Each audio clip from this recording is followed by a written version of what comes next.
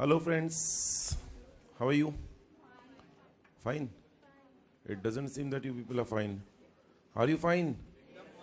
Ekdam mast. Okay, very good.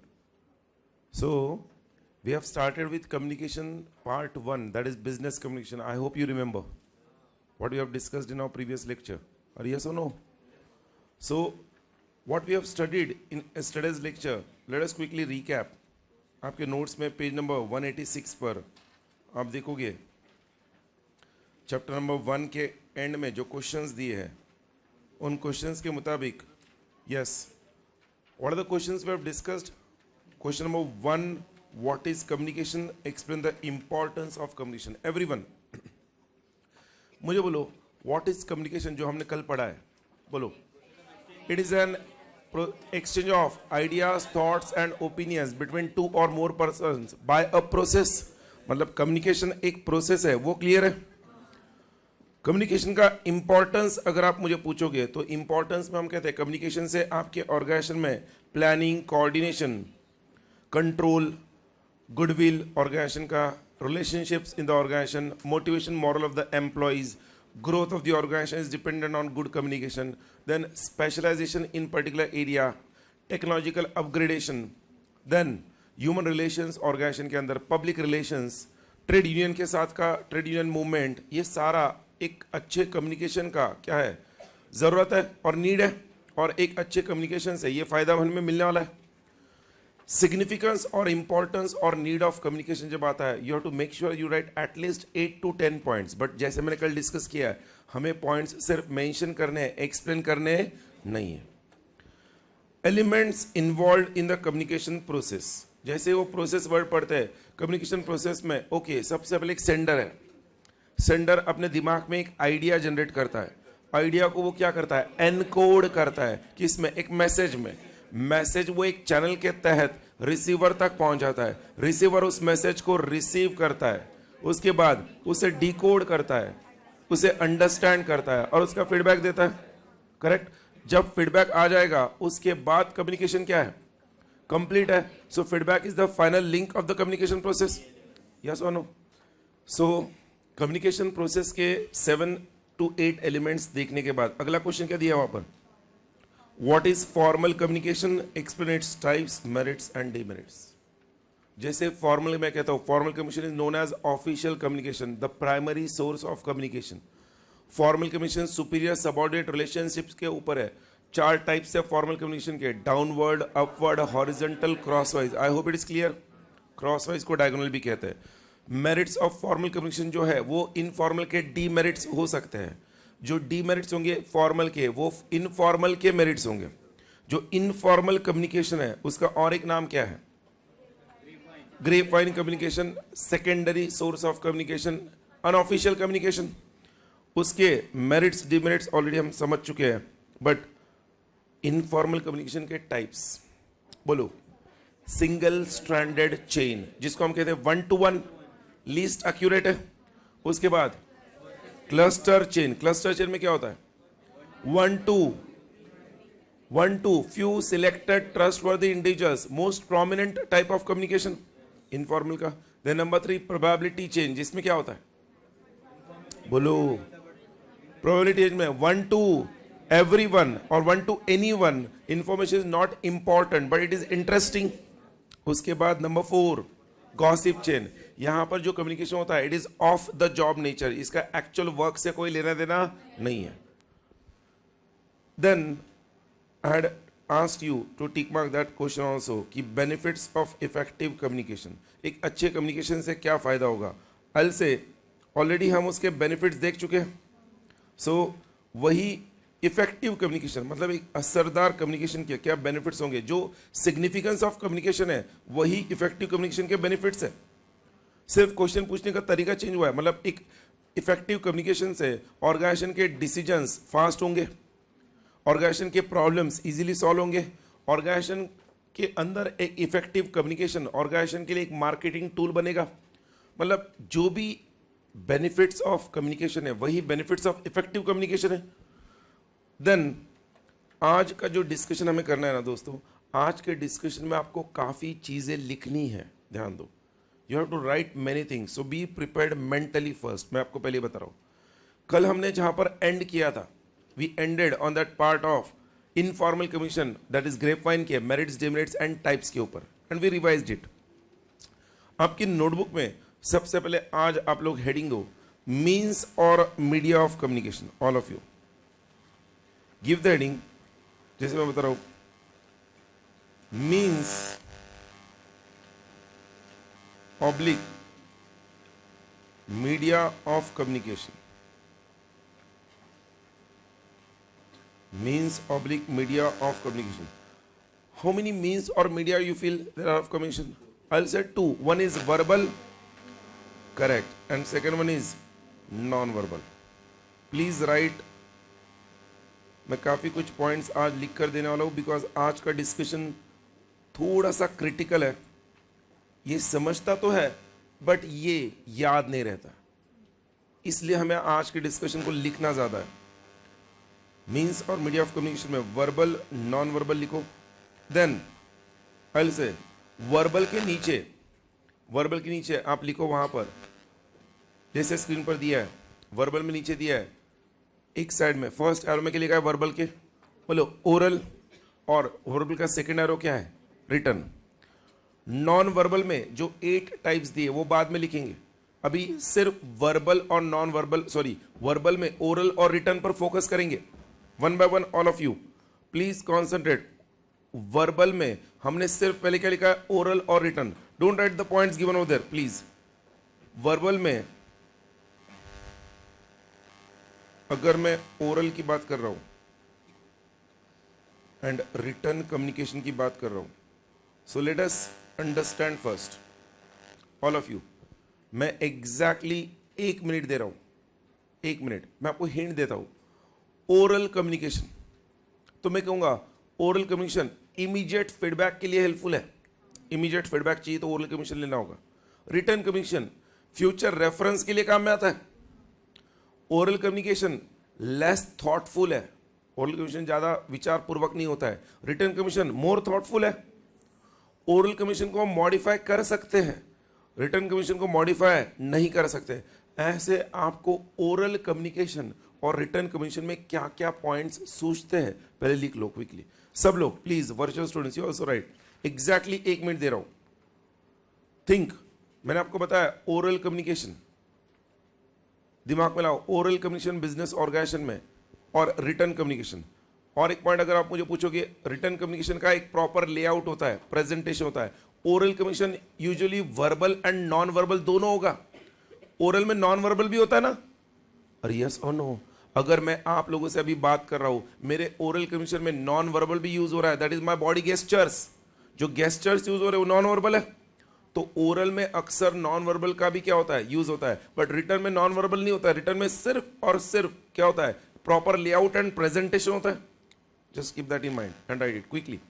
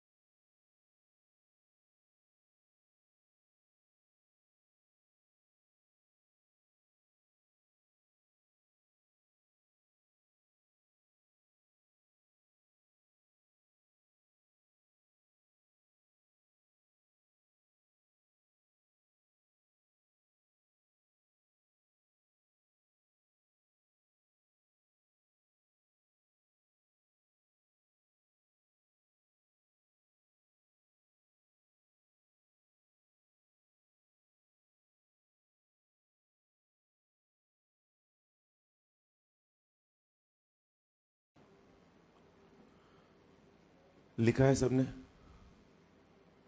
At least 5-6 points लिखे कि नहीं? नहीं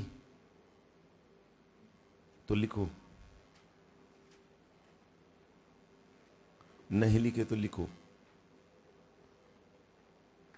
ध्यान दो, हमें क्लास में ही मेजर पार्ट कंप्लीट करना है कम्युनिकेशन का। जो घर में आप पढ़ोगे वो फिनिशिंग टचेस होंगे, फिनिशिंग टच। बाकी क्या लिखना है, एग्जैक्टली क्या कंटेंट होना चाहिए, वो पहले से ही पता होना चाहिए। चला है? ओके, जैसे मैं स्क्रीन पर बता रहा हूं, जस्ट वन बाय वन। पहले सिर्फ ओरल कम्युनिकेशन के पार्ट को पढ़ेंगे, उसको कंपेयर करेंगे रिटर्न के साथ। ओरल में लिखा है text place between 2 or more persons and there is use of dash।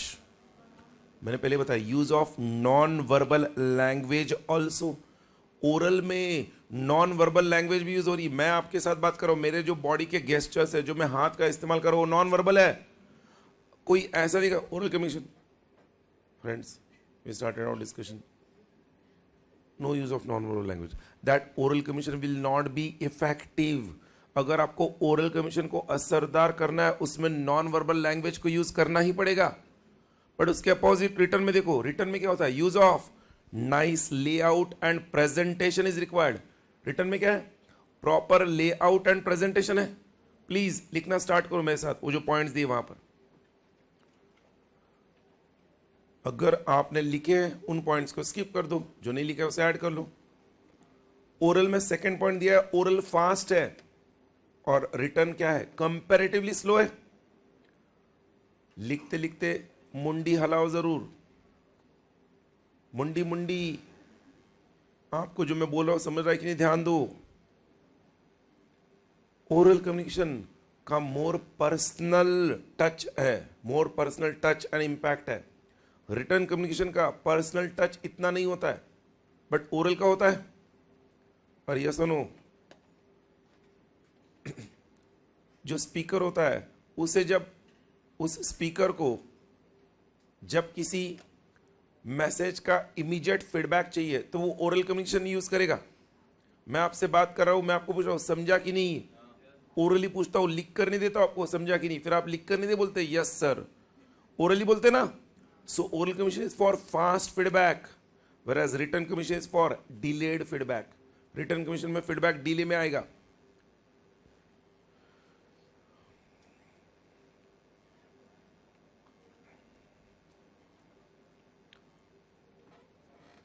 Oral communication less thoughtful है, मैं ऑलरेडी बोल चुका हूं।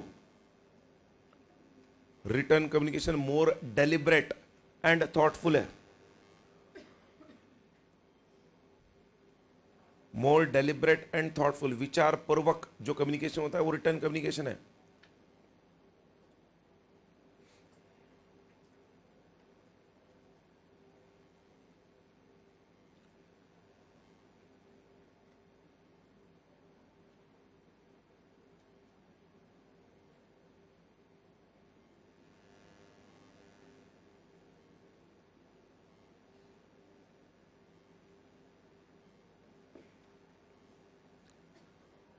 कई बार स्टूडेंट्स को बोलना पड़ता है पुढचा पार्ट मागचा सपाट। मतलब क्या? ओरल कम्युनिकेशन में जो रिसीवर होता है वो अक्सर मैसेज को भूल जाता है, इसलिए रिसीवर को अक्सर लिख कर देना पड़ता है। जैसे अभी आप लिख रहे हो, क्या दिया देखो ना, ओरल कम्युनिकेशन में 6th पॉइंट, रिसीवर में forget the message after some time, और इसलिए मैसेज इज ऑलवेज, रिटर्न में दिया है always available for future reference. इसलिए तो जब डिस्कशन होता है ओरल के साथ साथ रिटर्न भी देना जरूरी है। Oral communication can be lengthy as compared to written communication.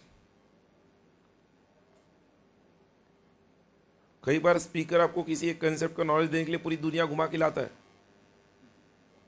Oral communication lengthy हो जाता है, but return communication comparatively oral की क्या होता है? प्रिसाइज होगा।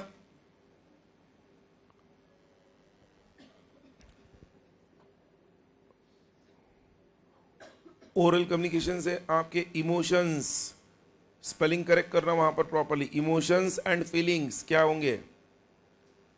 रिफ्लेक्ट होगी ओरल कम्युनिकेशन में। वरएज रिटर्न कम्युनिकेशन में सिर्फ कोई फैक्ट्स एंड फिगर्स को कन्वे किया जाएगा। कुल मिलाकर कितने पॉइंट्स हुए? 8। Just rectify the spelling of emotions over there. EMOTIONS, emotions. Oral communication is suitable for conveying emotions and feelings.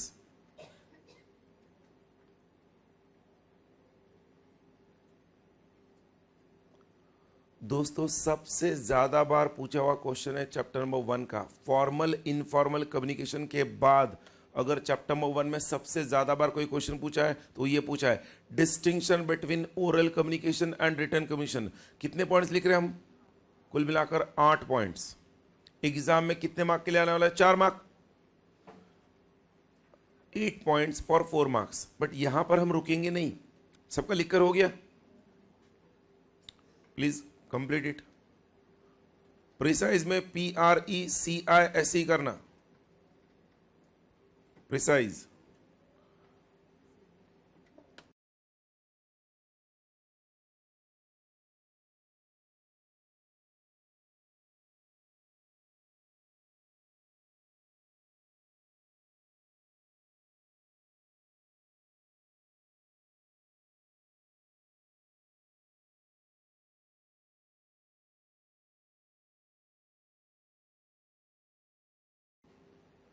Eight points है, लिखे हैं सबने? प्लीज ध्यान दो स्क्रीन पर। Shall I go to the next point? मुझे कुछ बताना है आप लोगों को। Just see on the screen now all of you. अभी हमने ओरल और रिटन कम्युनिकेशन के बारे में डिफरेंसेस लिखे, बट मेरा क्वेश्चन आप सबको यह है दोस्तों, इस ओरल कम्युनिकेशन में ध्यान देना और रिटन कम्युनिकेशन में ज्यादा इफेक्टिव, ज्यादा इंपॉर्टेंट कम्युनिकेशन कौन सा है? किसी भी बिजनेस ऑर्गेनाइजेशन में ध्यान दो, किसी भी बिजनेस ऑर्गेनाइजेशन में एक मैनेजर के लिए, एक बिजनेस ऑर्गेनाइजेशन में जो भी मैनेजर होता है उस मैनेजर के लिए इस ओरल और रिटन में से ज्यादा इंपॉर्टेंट कम्युनिकेशन कौन सा है? अगर आप मुझे पूछोगे तो मैं आपको कहूंगा ओरल कम्युनिकेशन ज्यादा इंपॉर्टेंट है, रिटन नहीं। आप देखो ओरल कम्युनिकेशन कैसे इंपॉर्टेंट है।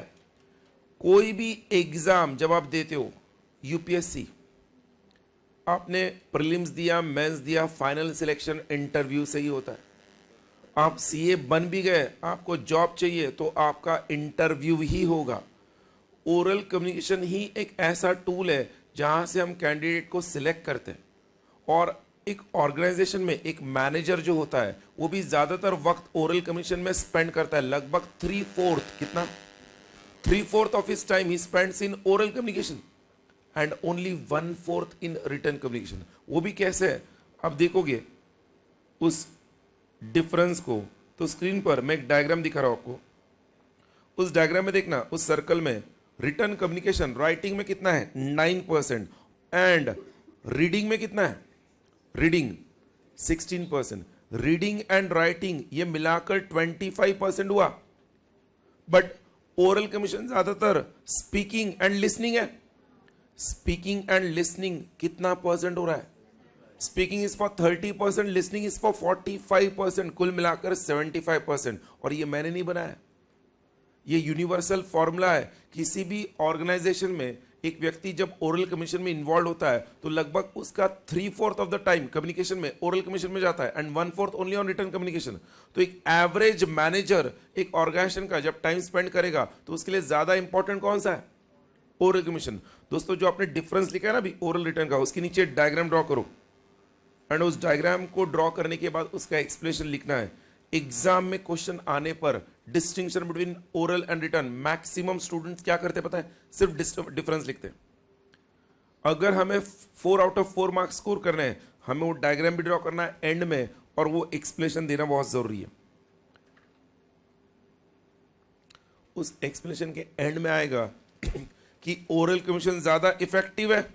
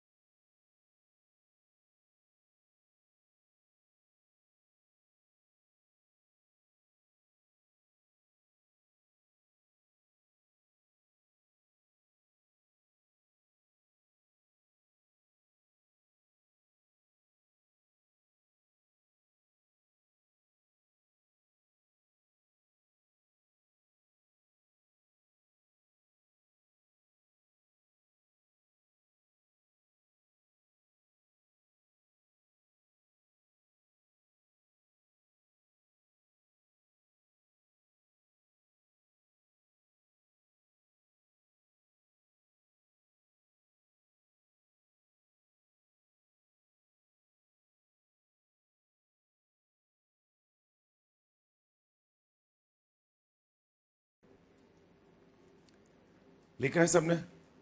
Have you completed? अरे बोलो भाई, क्या हम कंक्लूड कर सकते हैं कि ओरल कम्युनिकेशन ज्यादा इफेक्टिव है? अरे यस और नो? अब मुझे बोलो, अगर वाकई में ओरल कम्युनिकेशन इतना इफेक्टिव है, अरे लिख रहे हो कि नहीं? अभी तक कंप्लीट किया कि नहीं? Please complete it fast.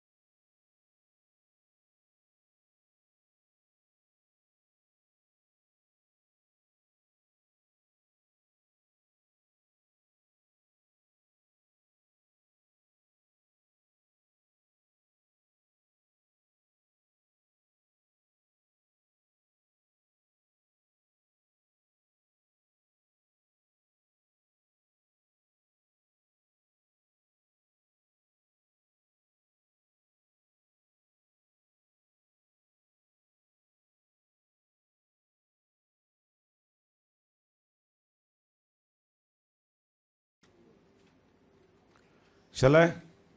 Okay, so please pay attention now. ये हम बात समझ चुके कि ओरल कम्युनिकेशन ज्यादा इफेक्टिव है. मुझे अपने ओरल कम्युनिकेशन स्किल्स को डेवलप करना है. फॉर एग्जाम्पल, एक मैनेजर है बिजनेस ऑर्गेनाइजेशन का, उसका ओरल कम्युनिकेशन स्किल्स उसे इंप्रूव करना है. तो उस मैनेजर को ओरल कम्युनिकेशन स्किल्स इंप्रूव करने के लिए 7 प्रिंसिपल्स है. कितने? 7 प्रिंसिपल्स है इफेक्टिव ओरल कम्युनिकेशन के, उस पर फोकस करना है. और दोस्तों 7 प्रिंसिपल्स को हम अक्सर 7 C's कहते हैं. क्या कहते हैं? 7 C's, बिकॉज ये सारे principles they start with the word C. जिसमें मैं कहूंगा उस मैनेजर को सबसे पहले अपने क्या कम्युनिकेशन में कैंडिड रहना है. कैंडिड मतलब क्या? स्ट्रेट फॉरवर्ड रहना है. मतलब कोई बात कम्युनिकेशन में, ओरल कम्युनिकेशन में घुमा फिरा कर करनी नहीं है. अगर आपको आपका ओरल कम्युनिकेशन इंप्रूव करना है तो you have to be candid, you have to be clear in your communication. You must complete your communication. You must be clean in your communication. You must confirm your communication. मतलब you must be firm on your communication. You must not change your words. ऐसे 7 C's और 7 principles अगर आप follow करोगे, जो मैं बता रहा हूं 1 by 1, वो प्रिंसिपल्स फॉलो करने पर आपका ओरल कम्युनिकेशन क्या होगा? इफेक्टिव होगा. अब ये 7 C's कब लिखना है? डिस्टिंक्शन आने पर लिखना है. एग्जाम में क्वेश्चन ऐसा भी आता है, what is oral communication? Short note on oral communication. So when that short note comes, हमने जो डिफरेंस में ओरल कम्युनिकेशन के 8 पॉइंट्स लिखे थे ना, वो 8 पॉइंट्स उसके एक्सप्लेनेशन में आएंगे.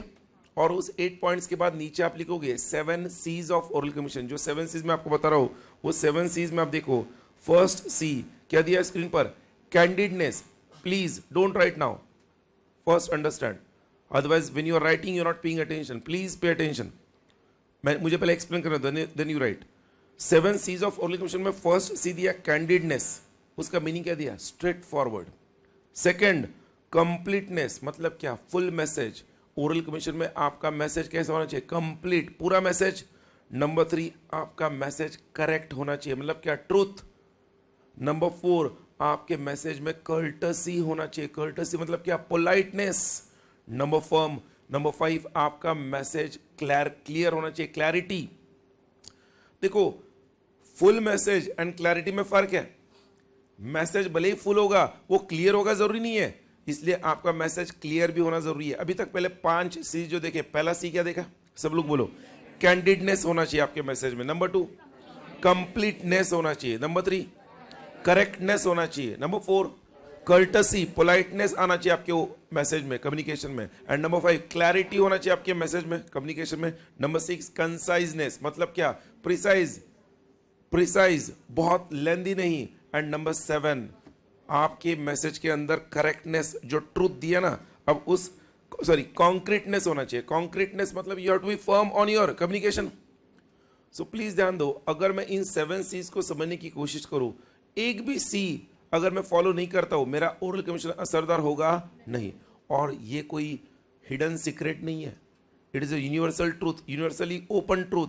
किसी भी अच्छे स्पीकर के पास, अच्छे ओरल स्पीकर के पास ये सारे 7 C's होते हैं. The best example we can say Narendra Modi.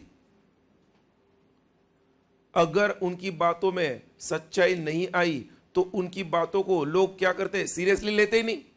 हाँ, जो क्रिटिक्स होते हैं वो डेफिनेटली उनकी बातों को अलग वे में देखते हैं, बट अगर एक कॉमन मैन उन्हें समझने की कोशिश करेगा तो उसे वो असरदार लगता है. जिस कम्युनिकेशन में, जिस स्पीकर की बातों में आपको असर लगे, समझना वो स्पीकर ज्यादा से ज्यादा 7 C's फॉलो कर रहा है. इसके विपरीत Rahul Gandhi. I will not compare over anyone, but just for your understanding purpose मैं बता रहा हूँ 7 C's बहुत इंपॉर्टेंट है. सो क्विकली आपके नोट्स में वो 7 C's लिख लो. हर एक का मीनिंग दिया मैंने, वो मीनिंग जरूर लिखो क्विकली. जैसे मैं बता चुका हूं आज के डिस्कशन में ज्यादातर लिखना है.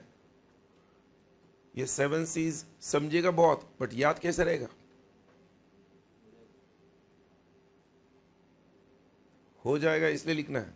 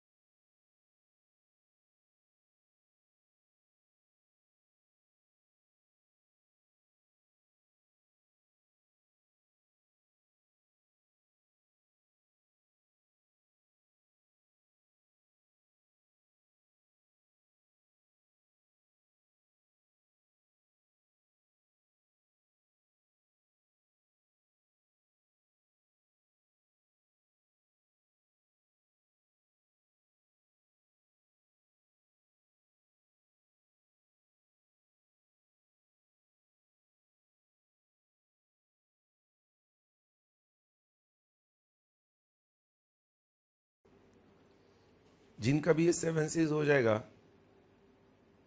सोच के रखो ओरल कम्युनिकेशन के क्या एडवांटेजेस हो सकते हैं. अगर आपके पास अच्छे ओरल कम्युनिकेशन स्किल्स है तो उसका आपको क्या एडवांटेज मिलेगा, क्या बेनिफिट मिलेगा? क्या हम कह सकते हैं कि आपका एकेडमिक परफॉर्मेंस इंप्रूव होगा, ऑर्गेनाइजेशन में आपका ग्रोथ फास्ट होगा? और ये सुनो, ऐसे अलग अलग क्या एडवांटेजेस ओरल कम्युनिकेशन जो मिलते हैं. पर्सनैलिटी ग्रूम होता है, आपके कॉम्पिटर्स के आगे आप आसानी से चले जाओगे, आपको एज मिलेगा. और your competitors when you have good oral communication skills. तो I can say there are some 4-5 important benefits which we get out of oral communication. तो नेक्स्ट पॉइंट लिखो, advantages of oral communication. Advantages of benefits of oral communication. उसमें लिखना first benefit, improves, I'll dictate, improves academic performance. Improves academic performance. Or yes or no? Second, increases employment opportunities. Your options. Increases employment options. कई लोग अपने qualification के विपरीत अपने अच्छे oral communication skills पर कई और जॉब पे लग जाते हैं. सो ओरल कम्युनिकेशन अच्छा होने से it increases employment options. Number 3, enhances professional competence. Enhances professional competence, जिसका मतलब मैंने कहा था कि कॉम्पिटर्स के आगे आप चले जाओगे आपको स्ट्रेंथ मिलेगा. It increases your strength.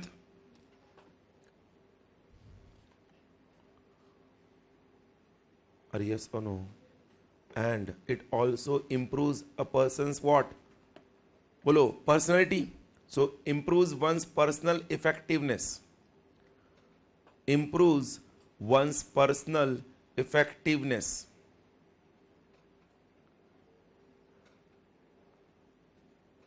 लिख रहे हो सब लोग?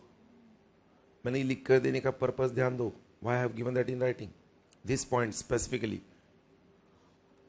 Short note on oral commission आ गया, वो 8 पॉइंट्स आ गया, उसके बाद मैंने 7 C's लिख दिया, उसके नीचे बेनिफिट्स लिख दिया, और एंड में क्या आएगा? कंक्लूजन। कंक्लूजन में क्या लिखना है? Thus, oral commission plays an important role in every business organization and for every manager. आपने इस तरह से कुछ लिख दिया, प्रोब डाल दिया, ओरल कमीशन कितना इफेक्टिव है उसका प्रोब डाल दिया, no problem.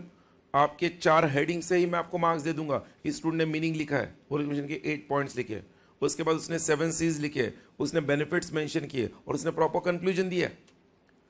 Again and again मैं बता रहा हूं दोस्तों, आपके कम्युनिकेशन के आंसर्स का विंडो ड्रेसिंग आपको मार्क्स दिलाने वाला है, because the paper checker doesn't have that much time to reach each and every word of your answer. He is going to see the highlighted points, okay क्या cover किया है, what he has covered, and he is going to understand, okay इसने 7 C's cover किया, benefits cover किया, meaning cover किया, give him marks. सबको clear है? Okay, so now all of you just focus on the screen. हमने means और media of communication में oral और रिटन देखा है। अब हम फोकस करते हैं नॉन वर्बल पर। कोई कुछ लिखेगा नहीं जब तक मैं ना कहूं। नॉन वर्बल कम्युनिकेशन के बारे में जब हम कहते हैं, नॉन वर्बल में पहला कम्युनिकेशन नॉन वर्बल का आता है जिसको हम कहते हैं साइन लैंग्वेज। क्या कहते हैं? और ये जो साइन लैंग्वेज है ना, ये साइन लैंग्वेज 2 तरह से आता है। कैसे आता है पता है किसी को? Sign language is in the form of audio, second visual. So I say audio science and visual science. What is audio science? अक्सर फैक्ट्रीज में आप देखो अलार्म होता है, अलार्म पता है, हूटर होता है। बराबर फैक्ट्री में इन आने का समय, जाने का समय, उस वक्त अलार्म बजेगा। रास्ते से आप जा रहे हो, एम्बुलेंस का सायरन होता है। अरे यस और नो? ड्रम, पुराने जमाने में राजा महाराजों के जमाने में दवंडी पिटाई चे, दवंडी ड्रम्स को बीट करके लोगों को बुलाया जाता था। वहां पर कोई मैसेज इन राइटिंग में नहीं होता था, वहां पर ऑडियो साइन। लोगों को जब वो ड्रम की आवाज आती थी, लोग उस जगह पर जाते थे जहां पर वो ड्रम हो रहा है, मतलब कुछ मैसेज मिलेगा।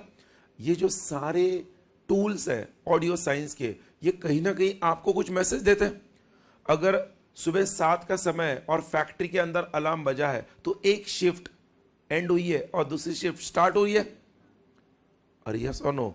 मैं कहूंगा ये जो ऑडियो साइंस है, इसको नॉन वर्बल क्यों कहते हैं? बिकॉज यहां पर कोई मैसेज इन राइटिंग नहीं आ रहा है, बट आप आवाज से पहचान रहे हो एग्जैक्टली ये किससे रिलेटेड है। अरे यस और नो? इस ऑडियो साइंस के साथ विजुअल साइंस को जोड़ दो। विजुअल साइंस, रास्ते से जा रहे हो, ट्रैफिक लाइट वो आवाज करती है टिंग टोंग। ट्रैफिक लाइट देखते हो आप, रेड है रुकना है, येलो है you to be prepared, green है आपको जाना है, विजुअल साइन है ना। अरे यस और नो? कार्टून कैरेक्टर देखते हो, कार्टून कैरेक्टर देखकर आपको समझता है ओके ये मिस्टर बीन है, okay Chhota Bheem. By the diagram you can come to know. अरे यस और नो? उनके कार्टून कैरेक्टर इमेज से पता चलता है। We can say visual science में अगेन आपको कुछ कहे बगैर आपको मैसेज मिल जाता है, वो जो इमेज है और जो विजुअल साइन है वो क्या रिफ्लेक्ट कर रहा है। Again it is non verbal type, but ये दोनों विजुअल और ऑडियो किस में आता है? अरे बोलो भाई, साइन लैंग्वेज में आता है। नॉन वर्बल के कौन से कैटेगरी में आता है? साइन लैंग्वेज, बिकॉज यहां पर विजुअल साइंस और ऑडियो साइंस कुछ ना कुछ हो रहा है ना। अरे यस और नो? बट नॉन वर्बल का ये सिर्फ फर्स्ट टाइप है, साइन लैंग्वेज। नॉन वर्बल का सेकेंड टाइप है, उसको हम कहते हैं किनेसिक्स। किनेसिक्स मतलब क्या? Body language.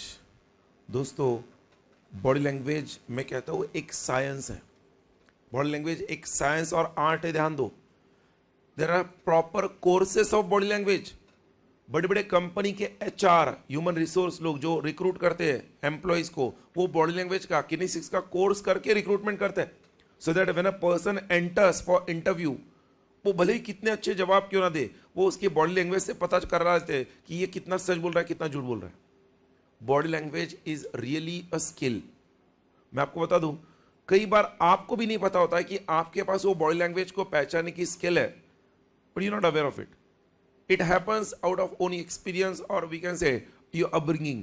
कई बार आपका दोस्त अकेला बैठा है, आप उसके पास देखते हो, आपको कुछ तो रियलाइज होता है, आप उसके पास जाते हो, क्या हुआ है? बोलता कुछ नहीं, नहीं नहीं कुछ तो हुआ है, देख आज तेरा जो रोज का जैसे तेरा फिजिक होता है, रोज का तो जो चेहरा है, आज चेहरे पे इतना ग्लो नहीं है, कुछ ना कुछ हुआ है, डेफिनेटली तो आज नाराज दिख रहा है। आपने कैसे पहचाना? उसने आके बोला आपको? नहीं, बट आपने उसके बॉडी लैंग्वेज से पहचाना।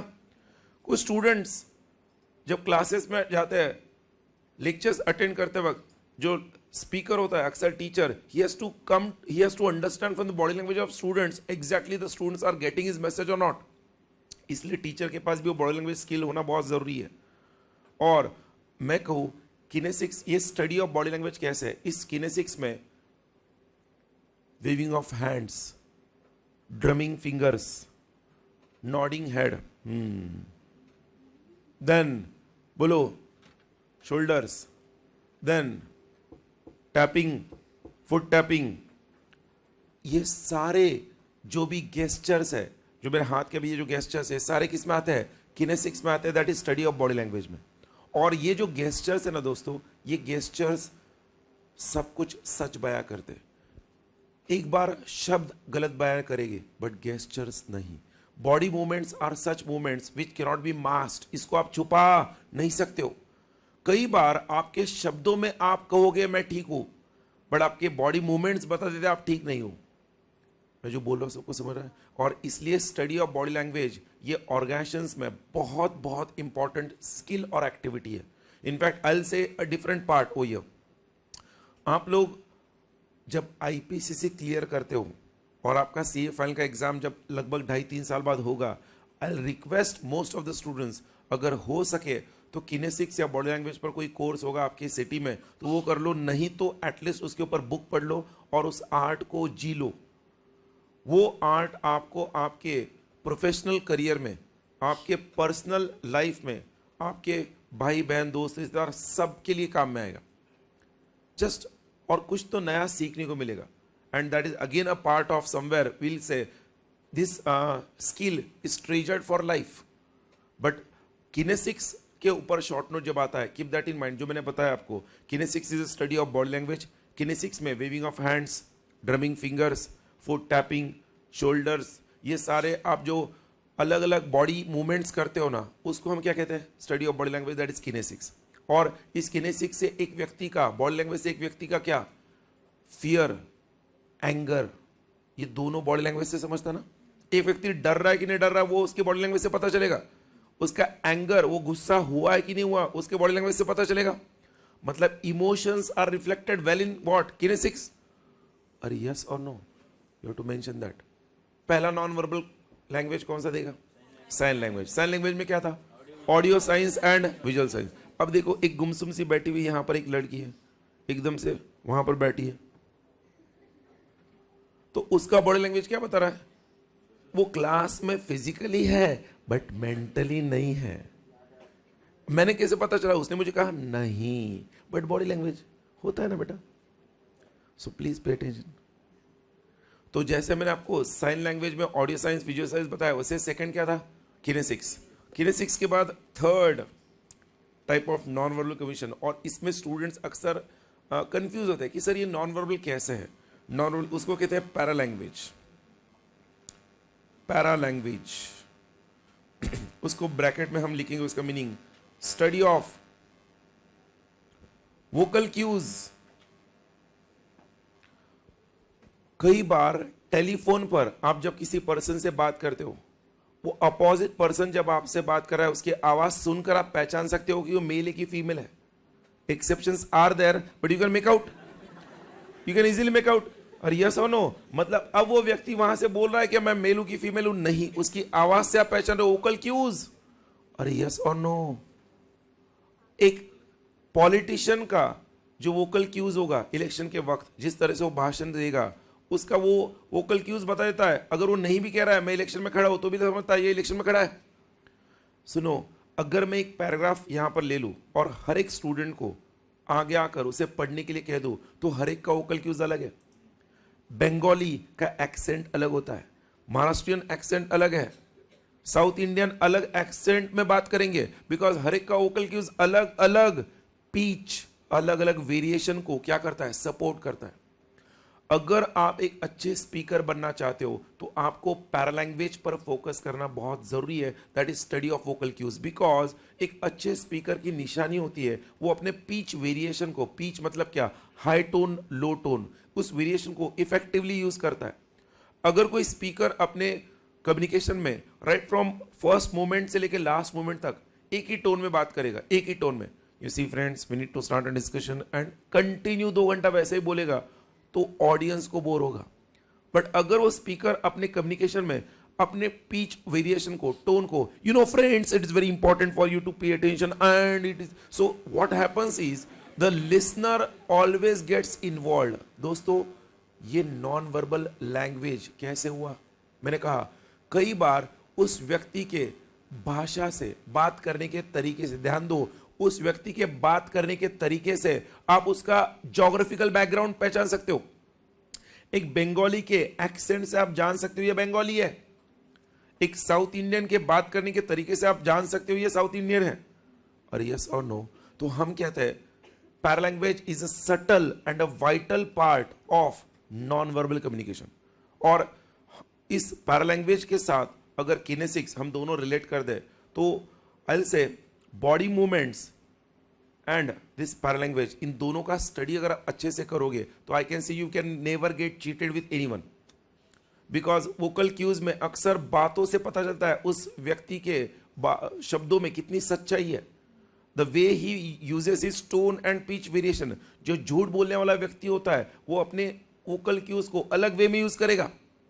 और अगर किसी व्यक्ति की बातों में पैशन है, सच्चाई है, कुछ हम कह सकते हैं गहराई नजर आ रही है, तो अगेन बातों से पता। अमिताभ बच्चन की आवाज, और यस और नो, वहीं पर बॉबी डार्लिंग की आवाज, नहीं पता बॉबी डार्लिंग, गूगल आउट करना बाद में, बॉलीवुड की एक सेलिब्रिटी है।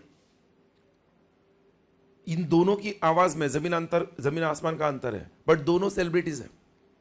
मैं आपको बता रहा हूं ये जो सारे पैरालैंग्वेज की मैं बात कर रहा हूं ना, ये नॉन वर्बल टूल कैसे हुआ मैंने अगेन आपको बताया। पैरालैंग्वेज से क्या पता चलेगा?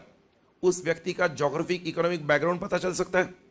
पैरालैंग्वेज से हम उस व्यक्ति के बोलो इंटेलेक्चुअल कैपेसिटी, मतलब उसका, देखो for example geographic economic background के अलावा उस व्यक्ति का इंटेलेक्चुअल कैपेसिटी भी उसके टेक्स्ट से, वोकल लैंग्वेज से, वोकल क्यूज से पता चलेगा।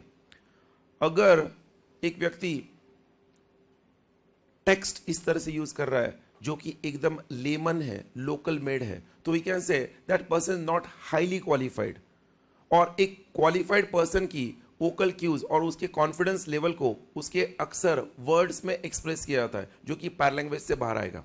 मैं आपको बता रहा हूं पैरालैंग्वेज नॉन वर्बल टूल है, किनेसिक्स नॉन वर्बल टूल है, sign language non verbal tool है, ये तीन हुए अक्सर, और 4 नॉन वर्बल लैंग्वेजेस है।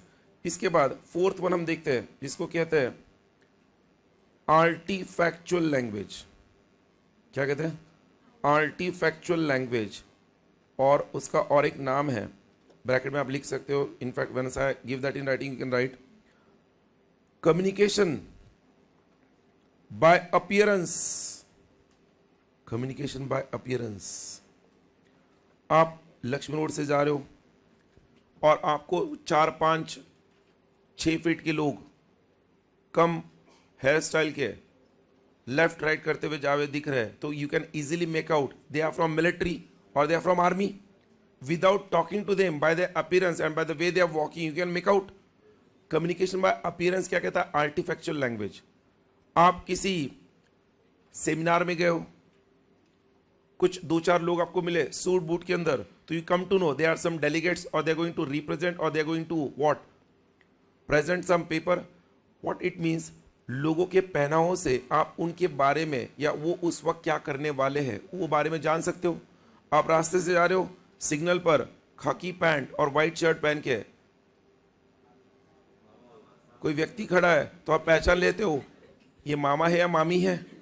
यस और no? Again it is what, communication by appearance. अरे बोलो भाई, why it is non verbal? सबको क्लियर है? कितने नॉन वर्बल देखे अभी तक? 4।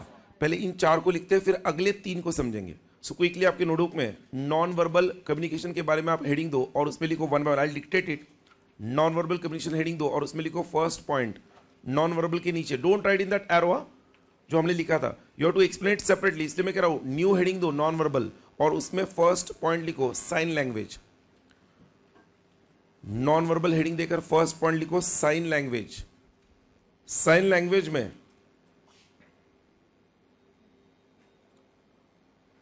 आप नीचे लिखो first point, use of science and signals. Sign language में लिखना use of science and signals as a form of communication. Use of science and signals as a form of communication.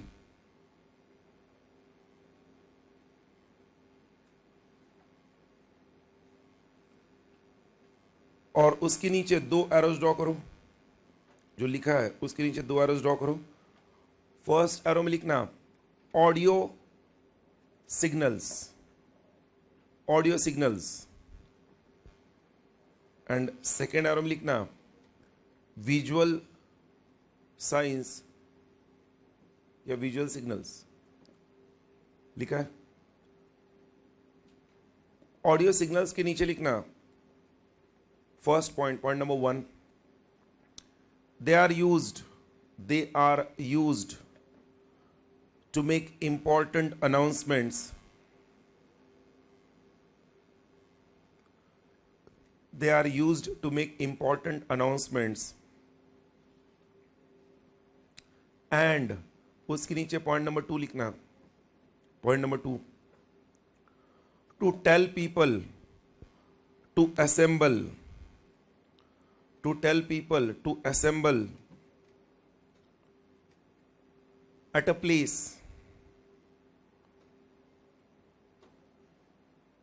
लिखा है।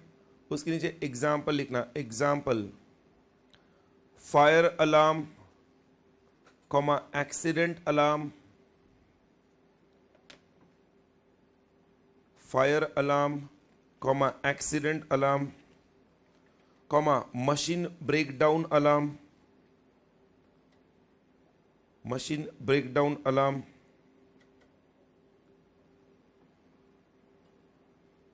Etcetera.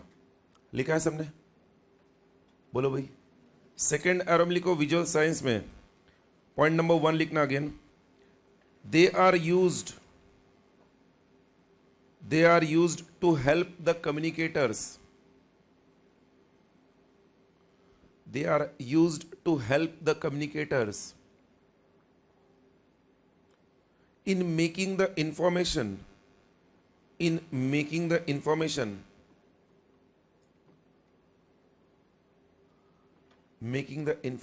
more interesting and effective. More interesting and effective. Effective. Full stop. Point number 2 लिखना, they help the audience,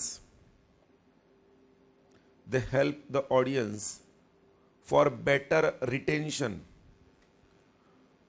They help the audience for better retention. Example लिखना उसके नीचे, example traffic lights comma cartoons, अरे सुनो, comma photographs,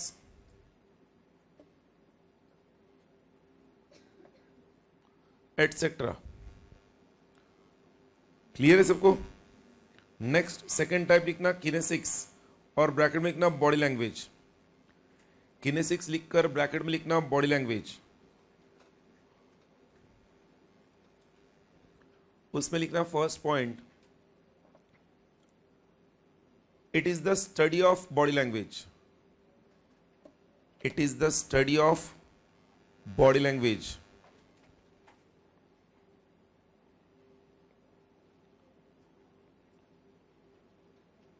full stop. उसी में आगे continue करो। Verbal communication, verbal communication usually, क्या normally, verbal communication usually account for 7%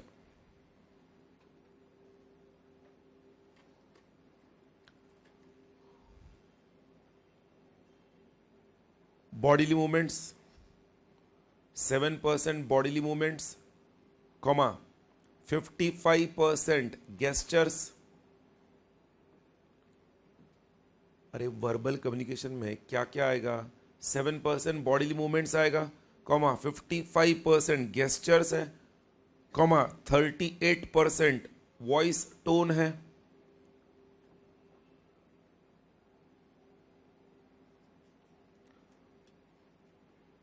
voice comma tone etcetera, out of the total communication.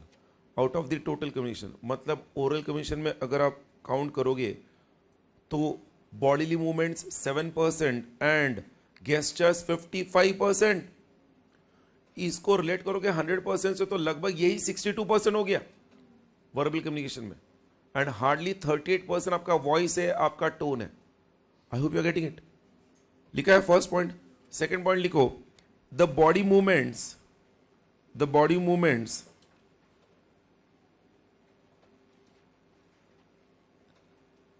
comma gestures, the body movements comma gestures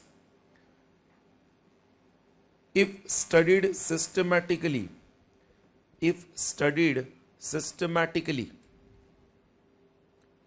आलस मत करो, लिखो, exam में दुआएं दोगे. Body movements comma gestures if studied effectively systematically can help in understanding a person's emotions, comma nervousness, comma anger,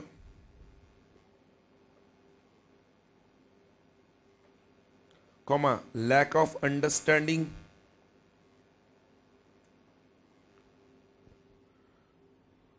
etcetera. समझ रहे? कितने पॉइंट्स अभी तक? 2. थर्ड पॉइंट में लिखो, it includes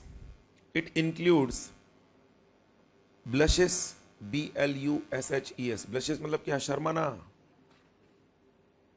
it includes blushes, comma shrugs,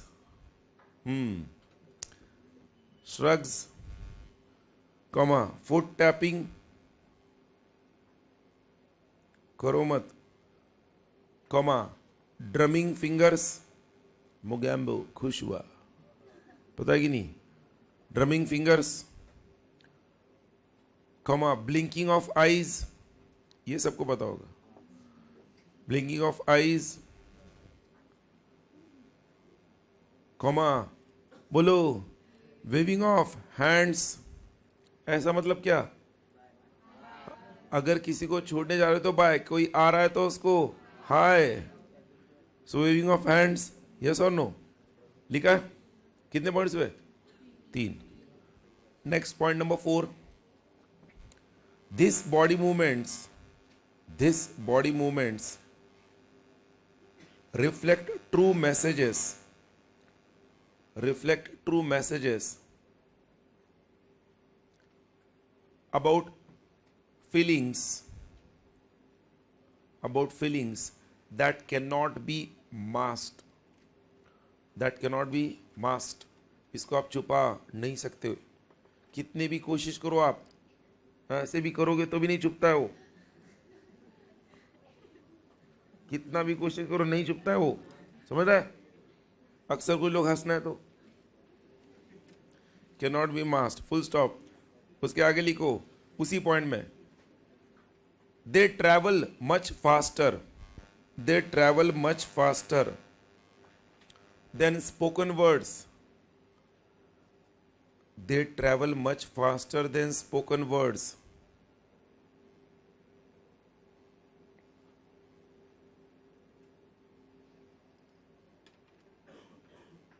लिखा है? कितने पॉइंट्स हुए? 4. फिफ्थ पॉइंट लिखो कंक्लूजन लिखो फिफ्थ पॉइंट, और उसमें लिखो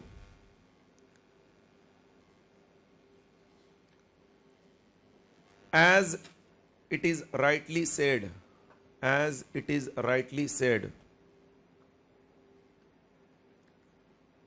we talk with our vocal cord, inverted commas में, we talk with our vocal cord, but we communicate with our facial expressions. But we communicate with our facial expressions. I repeat, we talk with our vocal cord, C-O-R-D cord. But we communicate with our facial expressions, comma tone, comma pitch or voice, etc. We communicate with our facial expressions, comma tone, comma pitch or voice, etc. Do you agree? Inverted commas complete, full stop. उसी में आगे continue करो. In conclusion है ना. 10. Kinesics is a widely recognized form. Is a widely recognized form of non-verbal communication. Of non-verbal communication.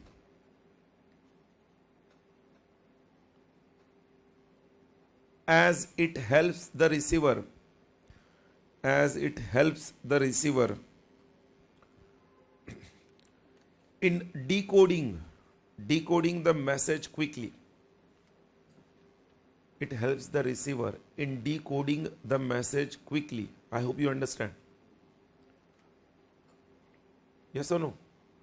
मैंने exactly short note आने पर क्या लिखना है आपको 4 मार्क के लिए वो लिख कर दिया है. और ध्यान दो प्लीज, अगर शॉर्ट नोट किनेसिक्स पर आया ना तो पहले आप वर्बल नॉन वर्बल कम्युनिकेशन का वो डायग्राम ड्रॉ करोगे.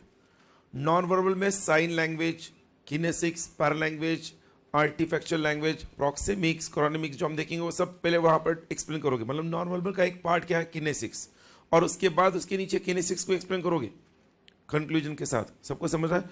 किसी पर भी आओ क्वेश्चन, पहले वो नॉन वर्बल के सारे 7 पॉइंट्स डायग्राम में एक्सप्लेन करने का, उसके बाद जो क्वेश्चन पूछा है उस पर फोकस करना है. किनेसिक्स के बाद नेक्स्ट हेडिंग दो क्या, paralanguage. So give the heading paralanguage. और पैरालैंग्वेज में आप लिखो ब्रैकेट में study of vocal cues. Study of vocal cues. Right down point number 1 first. The study of vocal characteristics. The study of vocal characteristics. क्या आती है vocal characteristics? Vocal characteristics like tone, comma pitch, comma speed, that accompany spoken language. That accompany spoken language.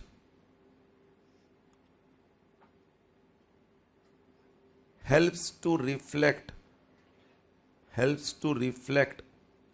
the speaker's attitude. कुछ लोग अक्सर कहते हैं ना वो बहुत एटीट्यूड दिखाता है.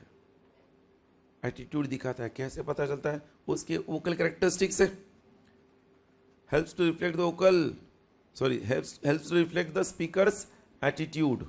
लिखा है. Point number 2, the tone, comma pitch, comma quality of voice,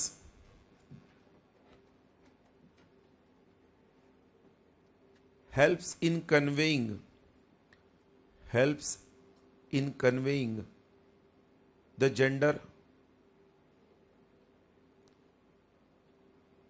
comma emotions, comma age भी पता करा सकते हो, comma geographic background, और जो मैं कह रहा था जोग्राफिक बैकग्राउंड के बाद लिखना कॉमा लेवल ऑफ एजुकेशन. एक व्यक्ति का लेवल ऑफ एजुकेशन भी उसके वोकल क्यूज से पता चलेगा. लेवल ऑफ एजुकेशन लिखा है. Next point, voice is an extra ordinary human instrument. Voice is an extra ordinary human instrument as it gives intentional, as it gives intentional as well as unintentional, as it gives intentional as well as unintentional non-verbal messages. Pankaj, intentional या non unintentional non verbal messages कैसे एकदम से आपको मिल गया? Intentional हो या unintentional हो? अरे समझ रहा है कि नहीं? वॉइस से पता चलेगा ना। मतलब अगर कोई व्यक्ति इस तरह से बात करे, किसी को बुला ले, तो समझना चाहिए कुछ तो वो व्यक्ति गुस्सा हो गया, कुछ तो गड़बड़ है। बट अभी मैं सिर्फ समझा रहा हूं आपको। आई hope it is clear. Pankaj ठीक है, चेक कर लो एक बार, कुछ तो गड़बड़ है। Next point, this paralinguistic. Next point, कितने पॉइंट्स अभी तक? 3 हुए हैं। जो 4 बोल रहे हैं उनका चेक करो एक बार, दिमाग सही ठिकाने पे लग रहा है कि नहीं, बराबर लिख रहे हो कि नहीं बराबर। कितने पॉइंट्स हुए? 3 हुए ना। 4th point, this paralinguistic properties.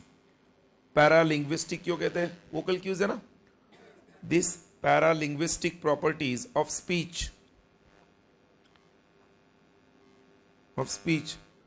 plays an important role in human communication. Plays an important role in human communication.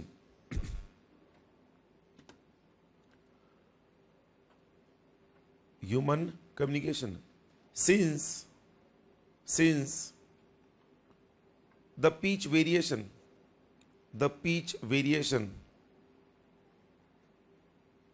comma, speaking speed,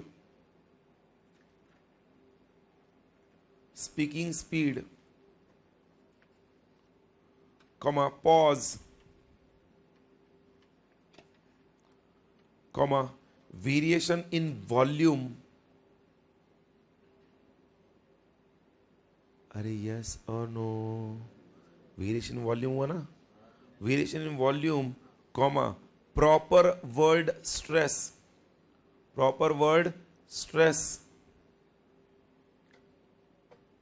requires good vocal cues.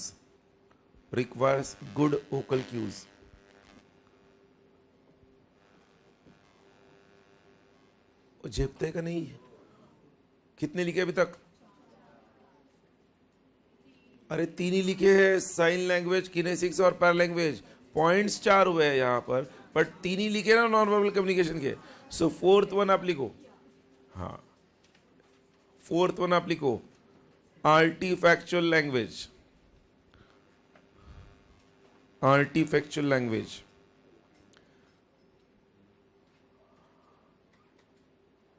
और उसमें लिखो point number 1, communication bye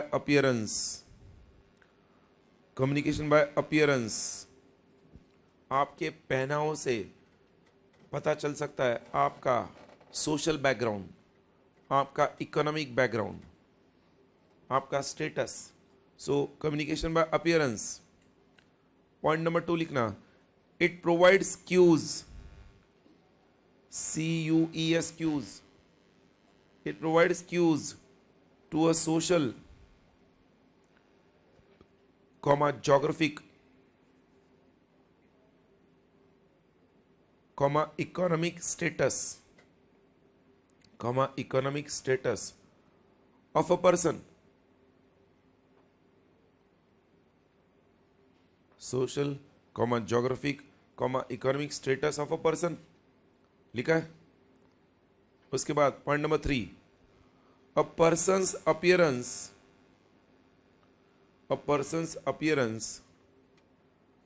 creates an impression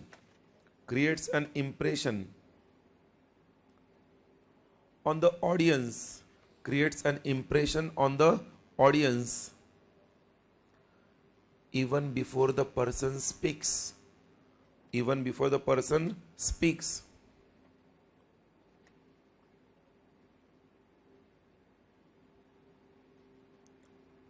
लिखा है? Yes और no? Person speaks. Point number 4 लिखो, thus thus due to multicultural environment at workplace. Multicultural environment, I hope you understand. Multicultural environment at workplace, comma, in today's globalized world,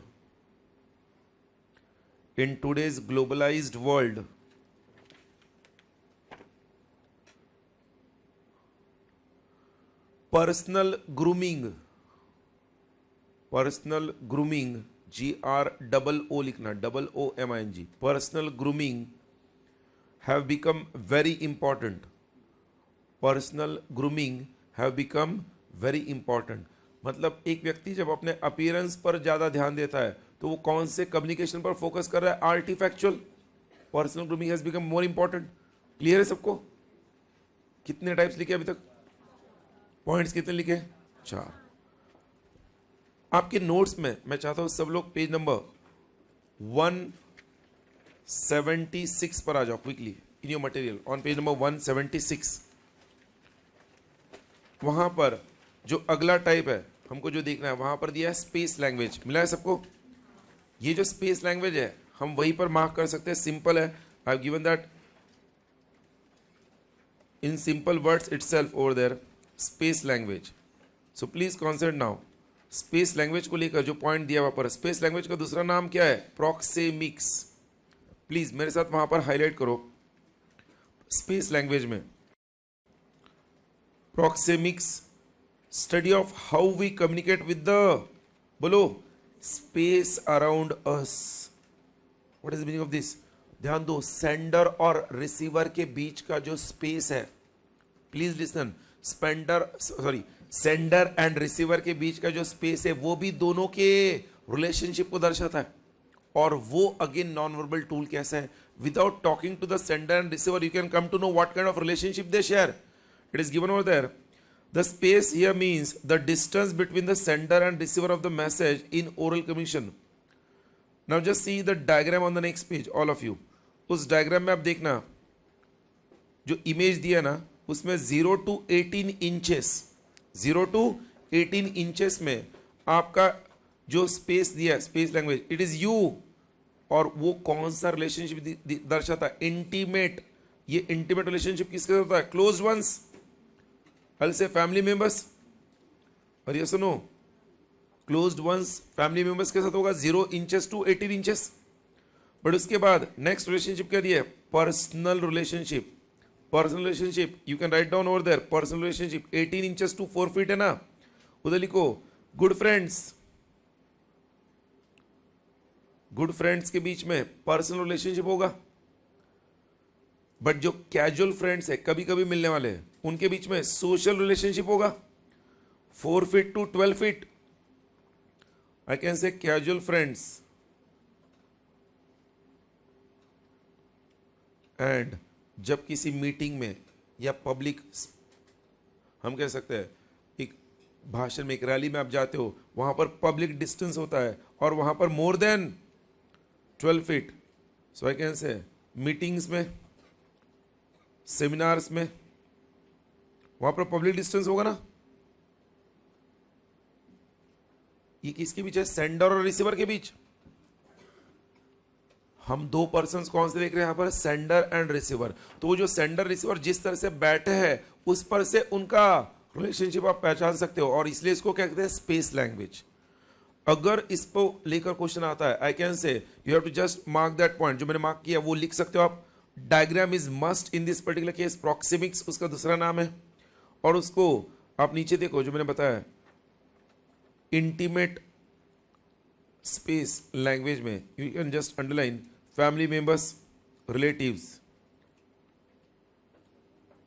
then personal space language में you underline good friends, colleagues and visitors. Social space language में you underline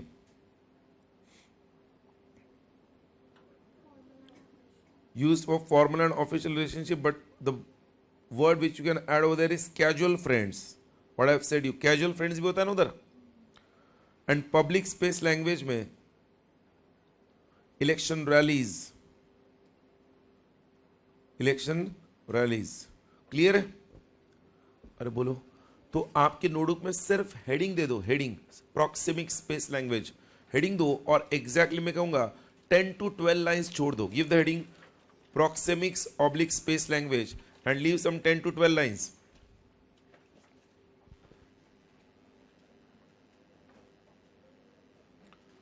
और उसके बाद next heading देना chronemics, chronemics bracket में लिखो time language, chronemics bracket में लिखो टाइम लैंग्वेज.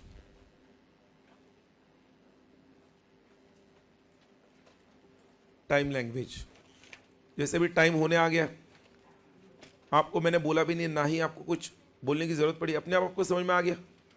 तो time language again a non verbal tool, yes और नो. तो क्रोनेमिक्स आप ब्रैकेट में लिखो टाइम लैंग्वेज, एग्जैक्टली जो मैं बता रहा हूं वही है. पॉइंट नंबर 1 लिखो, the study of time language. The study of time language helps to know punctuality, helps to know punctuality, comma willingness to wait,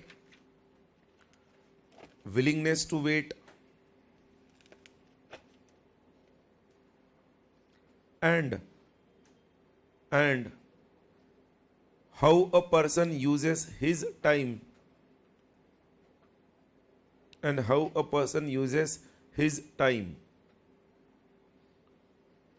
full stop. लिखा है? नेक्स्ट पॉइंट लिखो, point number 2. It says a lot regarding personality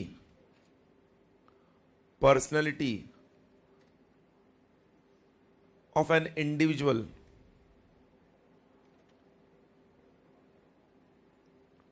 full stop. उसी में आगे लिखो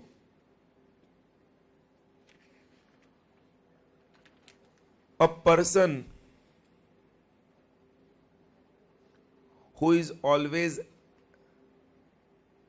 late at work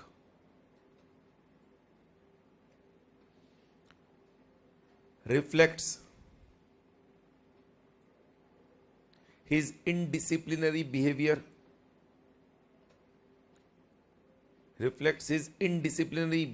always लिखा है, always late at work. It applies to students also. Reflects his indisciplinary behavior लिखा है. Next point number 3.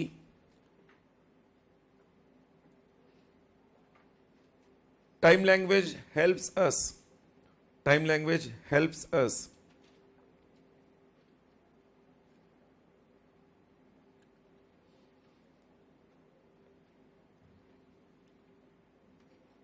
in thinking, and it dominates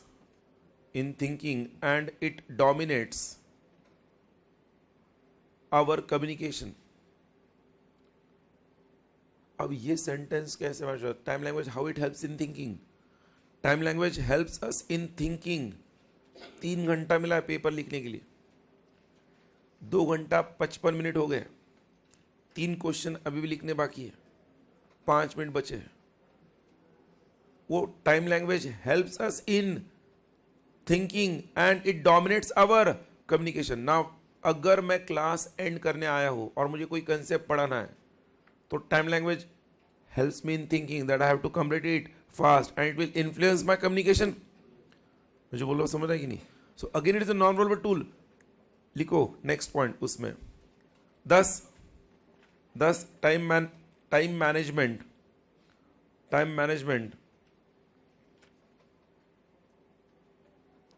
is now one of the most important part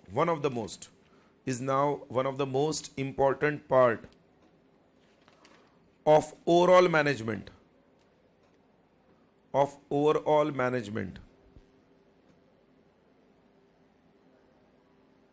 लिखा है दोस्तों? अरे बोलो ना, कितने लिखे अभी तक? 6 या 5? 5 लिखे, एक मार्क करके लिखा है, सेकेंड लास्ट वन, 2 मिनट लगेगा सिर्फ, आप लिखो नेक्स्ट हैप्टिक्स। हैप्टिक्स लिखकर ब्रैकेट में लिखो physical touch. Haptics physical touch, अक्सर बड़ों के पैर छूते आप, यस और नो, दोस्तों के आप गले मिलते हो, ये सारे एक तरह का क्या है, non verbal way of communication है। बड़ों के पैर छूने का पर्पस क्या होता है, to get take their blessings. अगर किसी फ्रेंड का कोई रिश्तेदार उनका डेथ हुआ है, आप उसके पीठ पर जस्ट एक हाथ रखते हो उसके घर जाकर, तो you try to convey him that you are with him in this moment, at this particular moment. तो व्हाट इज दिस, अगेन उसे एक नॉन वर्बल टूल माना गया है, फिजिकल टच। हैप्टिक्स लिखा है, उसमें लिखो point number 1, in some circumstances, in some circumstances it is difficult to express feelings in words. In some circumstances it is difficult to express feelings in words, whereas touch proves more effective. Touch proves more effective. लिखा है। Second point, shaking hands, comma, touching, comma, holding, comma, pushing, and patting on the back, and patting on the back, all convey some message, all convey some message. लिखा है। Third point,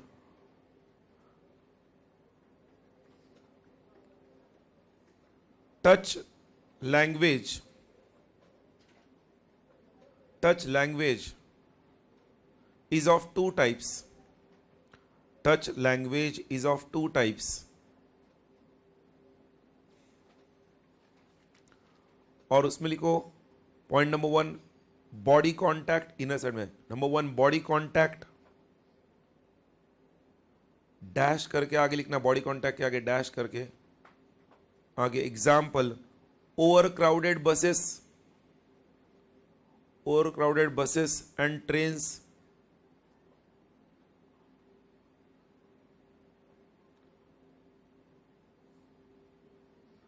लिखा है।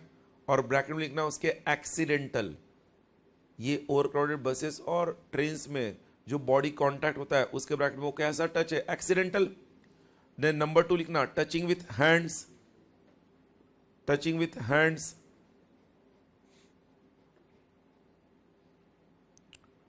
Dash करके आगे लिखना fulfills social,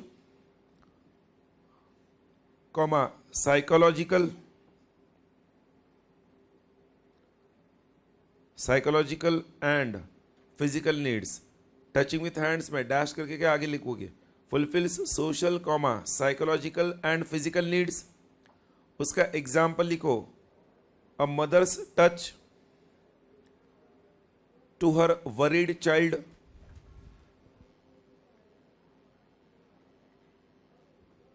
अरे yes और no, comma, touching the feet of elderly people, touching the feet of elderly people. लिखा है सबने, अरे यस बनो, क्लियर है। एंड लास्ट वन हो गया, कितने हुए अभी तक, 7 हो गए। लास्ट वन आप लिखो जो आप वैसे भी समझ जाओगे, साइलेंस। लास्ट वन लिखो साइलेंस। और साइलेंस ये कैसे नॉन वर्बल है, ध्यान दो please. Silence can be positive और नेगेटिव। अगर पॉजिटिव साइलेंस की बात करें तो मैं कहूं पापा मम्मी डांट रहे हैं आप चुप बैठे हो, पॉजिटिव साइलेंस है। क्लास में टीचर ने क्वेश्चन पूछा है आप चुप बैठे हो, नेगेटिव साइलेंस है। दोनों जगह साइलेंस है, तो आप लिखो उसमें साइलेंस में नीचे point number 1, silence can be positive and negative. Silence can be positive and negative influence. Silence can be positive and negative influence in the communication process. In the communication process. Point number 2, it can be judgmental. It can be judgmental. Mental? Judgmental. It can be judgmental by indicating favor or disfavor. अरे समझे कि नहीं? कोई student react नहीं करते, silent. ऐसा समझना चाहिए. उनको समझा है, कुछ स्टूडेंट को नहीं समझा है, तब भी साइलेंट. क्या दिया? जजमेंटल बाय इंडिकेटिंग फेवर और डिसफेवर, कॉमा एग्रीमेंट और डिसएग्रीमेंट. मैंने कहा मैं आधा घंटा और कंटिन्यू करूंगा. कुछ स्टूडेंट साइलेंट, कुछ स्टूडेंट साइलेंट. एग्रीमेंट. कुछ स्टूडेंट साइलेंट इसलिए कि गुस्सा हो गए. सो एग्रीमेंट और डिसएग्रीमेंट, कॉमा एंगर और फियर. कुछ स्टूडेंट साइलेंट एंगर की वजह से होते हैं, कुछ स्टूडेंट फियर की वजह से होते हैं. अरे सुनो, मैं पूछ नहीं रहा हूं आपको आप किस वजह से हुए. वहां पर एग्रीमेंट और डिसएग्रीमेंट, कॉमा एंगर और फियर लिखा है. ओके, एग्जाम्पल लिखो नीचे. Example, when a worker requests for 1 day leave, when a worker requests for 1 day leave, LEAVE, 1 day leave to his superior,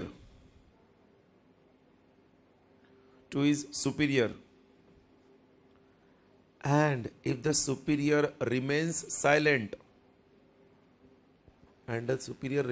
silent, बोलो, it indicates positive or negative. तो लिखो, it indicates refusal. It indicates refusal. And last point, silence may vary from situation to situation. Silence may vary from situation to situation. मैंने शुरुआत में example दिया papa mummy का और teacher का. Silence may vary from situation to situation and can also be harmful. Oh, कैसे? Can also be harmful in some cases of communication. Can also be harmful in some cases of communication. जब कोई व्यक्ति आपसे बात कर रहा है, आप बात ही नहीं कर रहे हो, वो बात कर रहा है, बात ही नहीं कर रहे हो, बात कर रहा है, बात ही नहीं कर रहे हो, साइलेंट हो, it can be harmful in some cases of communication. I hope you are clear. सबको समझा है? बहुत अच्छे से समझा है. अच्छा, सब कुछ लिख लिया? Quickly before we stop for the day, आपके नोट्स में पेज नंबर 186 पर आ जाओ quickly. 186 page number, where we stand right now, we need to see. उस 186 पेज पर आकर आप देखोगे हमने क्वेश्चन नंबर 7 आज डिस्टिंक्शन ओरल और रिटन कमीशन का कर लिया. और यह सुनो, शॉर्ट नोट्स में ओरल कमीशन देखा है, नॉन वर्बल कम्युनिकेशन में kinesics, paralanguage, artifactual language, proxemics, haptics, silence, ये सब देख लिया. सो आई कैन से हार्डली कुछ आधे घंटे का डिस्कशन पेंडिंग है फर्स्ट चैप्टर का. Is it clear? Already I have discussed in our previous lecture. First chapter सबसे ज्यादा इंपॉर्टेंट है. क्लियर है? Thank you. See you tomorrow same time.